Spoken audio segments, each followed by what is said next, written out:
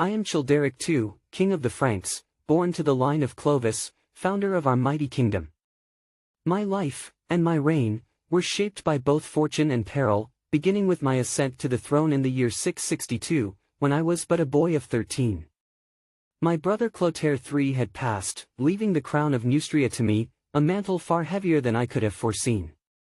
Yet, in these formative years, I was but a figurehead, my authority overshadowed by the wily and ambitious Ebroin, mayor of the palace. In my early years as king, I observed the intricacies of governance, the art of diplomacy, and the cruel games of power played in my court.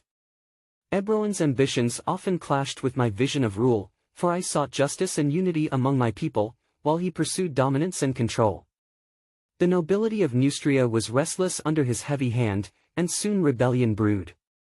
It was not until the year 673 that my rule expanded and solidified. When my brother Theuderic III, who had ascended to the throne of Austrasia, was deposed, I was called upon to unite our fractured kingdoms. With Austrasia under my rule, I sought to bring stability and peace to a land torn by discord. I traveled between the two realms, ensuring that my presence was felt and my decrees respected. Unlike my predecessors, I endeavored to curb the unchecked power of the nobles and the church, striving for fairness in governance. Yet, my desire for justice earned me enemies among those who feared losing their privileges. Marriage to my beloved wife, Childe, brought joy and strength to my life.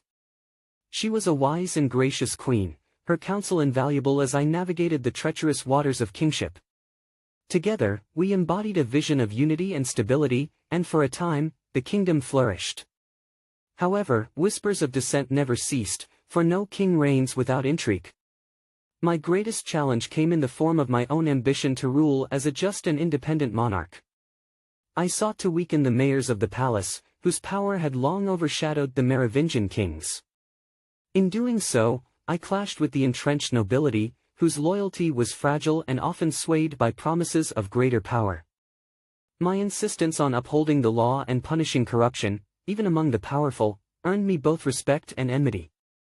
In the year 675, my reign came to an abrupt and tragic end. While traveling through the forest of Loggins, my wife and I were ambushed by conspirators who had long plotted against me. Their grievances against my efforts to consolidate royal authority led them to this treacherous act. Struck down by their blades, I met my fate alongside my queen, leaving behind a kingdom once again plunged into chaos. Though my reign was brief, spanning only 13 years, it was a time of significant trials and transformation. I sought to wield my power with justice and to heal the divisions that plagued my people.